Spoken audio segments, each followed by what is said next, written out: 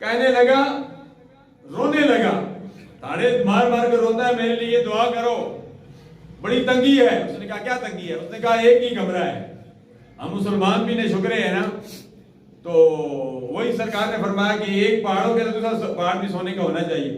اس نے کہا کہ ایک کمرہ ہے، ہمیں بازوا کرنا چاہیے کہ اگر ایک کمرہ ہمارے پاس ہے تو ان کو بھی دیکھیے، جن کے پاس ایک کمرہ ہے لیکن کرایہ دیتے ہیں ان کو بھی دیکھیے، جو جن کے پاس ایک کمرہ بھی نہیں ہے، کرائے کے لیے بھی وہ کرایہ نہیں دے سکتے، وہ فٹ پاتھ پر رات کو آرام کرتے ہیں، گلی چوراہوں میں وہ آرام کرتے ہیں، ان کو دیکھیے، اللہ کے شکر ادا کیجئے کہ کمرہ تو اللہ نے دیا ہے۔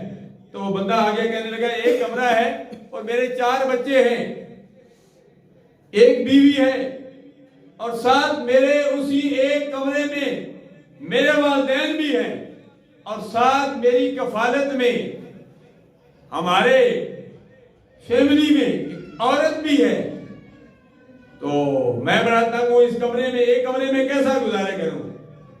اللہ کے ولی نے کہا ایسے کرو، ایک مرغا لے لو، اسی کمرے میں ایک مرغا رکھ لو۔ جب مرغا رکھا، مرغے نے بیٹے کی، دوسرے دن آ گیا کہ حضور آپ نے کہا تھا کہ آسانی ہو جائے گی، ایک ہفتہ گزر گیا، اب تو میں اس مرغے سے تنگ ہوں۔ اللہ والے نے کہا اب ایسا کرو، ایک بکرا لے لو، بکرا رکھ دو۔ اس نے بکرا رکھا، ایک ہفتے تک بکرے نے پیشاب کیا، تنگ آ گیا، ایک کمرے میں ہم 8-10 افراد ہیں، پہلے مرغا تھا، تنگ تھا، اب ایک ہفتہ گزر گیا، اب بکرا پیشاب کرتا ہے، تو اب میں پھر تنگ ہوں۔ ایک ہفتے کے بعد آ گیا، کہنے لگا کہ حضور آپ نے کہا تھا مرغا رکھ لو، تنگ تھا، بکرا رکھ لو، بکرا رکھا، میں اور پریشان ہو گیا، مجھے کوئی حل بتائیے، میرے لیے دعا کیجئے۔ اس نے کہا ایسا کرو، ایک گدا رکھ لو۔ اس نے کہا چلو ہو سکتا ہے پریشانی دور ہو جائے۔ بکرے کے بعد گدا لے لیا، گدا لیا، وہ بھی ایک کمرے میں، مرغا بھی کمرے میں، بکرا بھی کمرے میں، والدین بھی کمرے میں، 4 بچے بھی کمرے میں، بیوی بھی کمرے میں، خود بھی کمرے میں، اور زیر کفالت جو عورت ہے جس کی وہ کفالت کر رہے وہ بھی ایک کمرے میں۔ تو پھر آ گیا، کہنے لگا میں تو بہت پریشان ہوں، آگے جگہ تنگ کی، اب گدا بھی ہے، وہ بھی لیڈ کرتا ہے، عجیب پریشانی ہے، میں بہت پریشان ہوں۔ اس اللہ والے نے کہا ایسے کرو، اس کمرے سے مرغا نکال دو۔ جب مرغا نکالا، کہنے لگا کہ اب میری کوئی پریشانی کم ہو گئی ہے۔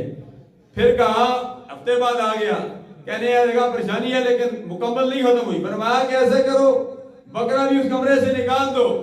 ایک ہفتے بعد پھر آ گیا، کہنے لگا کافی حد تک پریشانی کم ہوئی ہے لیکن اب بھی پریشانی ہے، ابھی اس کمرے میں گدا بھی ہے، وہ بھی پیشاب کرتا ہے لیڈ۔ تو فرمایا اس گدے کو بھی نکال دو۔